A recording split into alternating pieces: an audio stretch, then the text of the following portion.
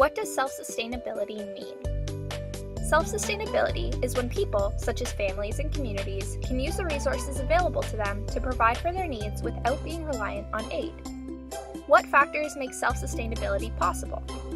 Access to natural resources, a stable economy, an absence of armed conflict, and people who are willing to be innovative with the things at their disposal.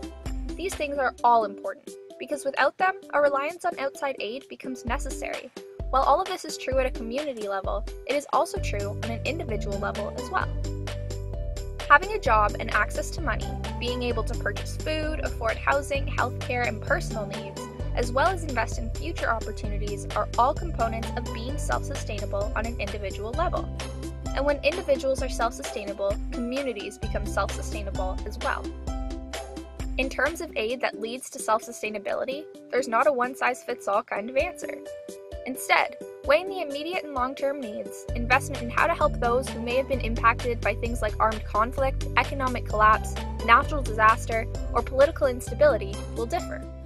Maybe you've heard it said, give a man a fish and feed him for a day. Teach a man to fish and feed him for a lifetime. Now, the reality is, sometimes people are in a really hard place and they need a fish to make it through the day. But once things have stabilized, the best solution that will lead to them being able to provide for their needs over the long term is to teach them to fish for themselves. Some forms of aid actually have a self-sustainable model built right in. For example, when a family is gifted a bunch of chickens, their immediate need is met. In addition to this, as the number of chickens they have increases, not only can the family continue to consume what they need, but they can sell some of their extra, and as a part of the deal in receiving the initial aid, pay it forward by gifting chickens to another family and get them started as well.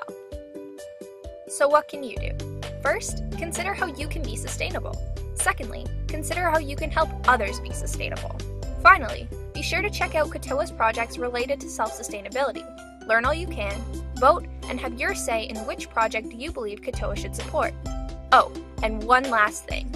Your voice matters, so be sure to share your vote on social media and encourage others to join our movement that is seeing people everywhere help people everywhere.